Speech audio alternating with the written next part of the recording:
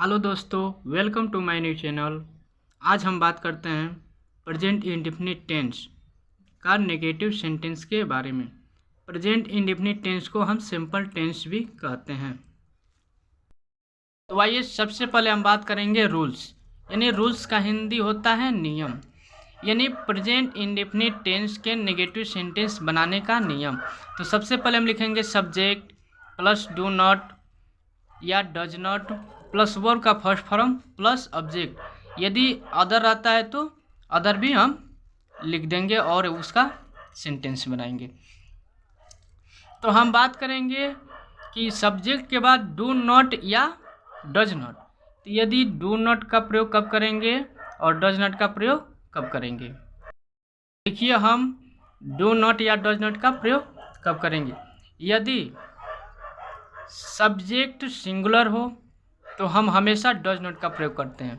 यदि कोई भी सेंटेंस बना रहे हैं, यदि वो अगर सिंगुलर हो तो डज नॉट का प्रयोग करेंगे और प्लूरल हो तो डू नॉट का प्रयोग करेंगे। तो देखिए मैंने यहाँ लिख भी दिया है कि ही सी इट नेम के साथ डज नॉट का प्रयोग करते हैं और आई वी दे के साथ डू नॉट का प्रयोग करेंगे। लेकिन हमेशा आई के साथ डू नॉट का प्रयोग करते हैं और करेंगे, क्योंकि जो आई वर्ड है वह एक एक्सेप्शन है। तो एक्सेप्शन के साथ आई के साथ हमेशा डू नॉट का ही प्रयोग करेंगे। तो देखिए यहाँ मैंने आप लोग को एक एग्जाम्पल भी बता दिए हैं कि वह मंदिर नहीं जाता है, तो वह का ही हो गया। अब सब्जेक्ट इसमें वह है, तो उसके बाद हम लिखें कि डू नॉट या डज नॉट। तो वह क्या है, सिंगुलर है या प्लूरल, तो वह सिंगुलर है। तो सिंगुलर के साथ हमेशा डज नॉट का प्रयोग करते हैं। तो ही डज नॉट, अब वो कहाँ नहीं जा रहा है, वह मंदिर नहीं जा रहा है। तो हमने सब्जेक्ट लिखा, डू नॉट या डज नॉट में से कोई एक लिख दिया।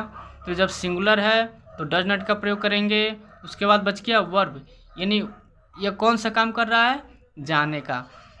तो जाना का इंग्लिश क्या होता है, गो। तो गो के साथ हमेशा हम टू का प्रयोग करते हैं। तो he does not go to temple. Temple का हिंदी क्या होता है, मंदिर। मंदिर के इंग्लिश में हम टेम्पल बोलते हैं। तो आइए अब देखते हैं, मैं तुम्हें नहीं जानता हूँ। तो मैं का इंग्लिश क्या होता है, आई के साथ हमेशा किस चीज़ का प्रयोग होगा, आई डू नॉट का प्रयोग होगा। आई डू नॉट, जानता का इंग्लिश क्या होता है, नो।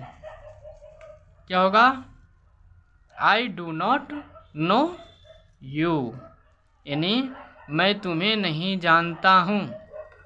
अब अगला देखेंगे, वह मुंबई में नहीं रहती है।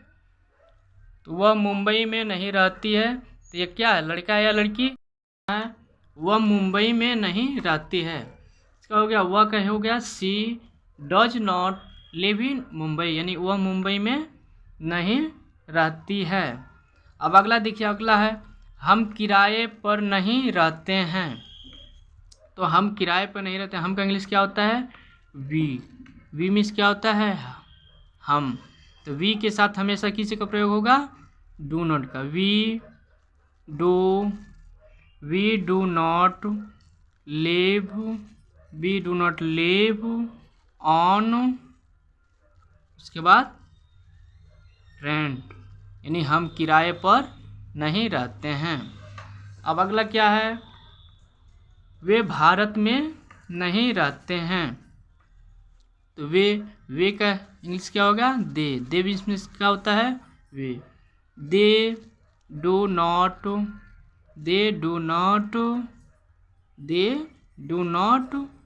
फिर लिव, क्या लिखेंगे, लिव इन इंडिया, यानी वे भारत में नहीं रहते हैं। उसके बाद है, वर्षा नहीं होती है। चलिए सब इट के साथ does, it does not rain, rain means वर्षा, RAIN रैन। अब अगला है मैं खाना नहीं खाता हूँ। मैं कहने I do not eat food, मैं खाना नहीं खाता हूँ।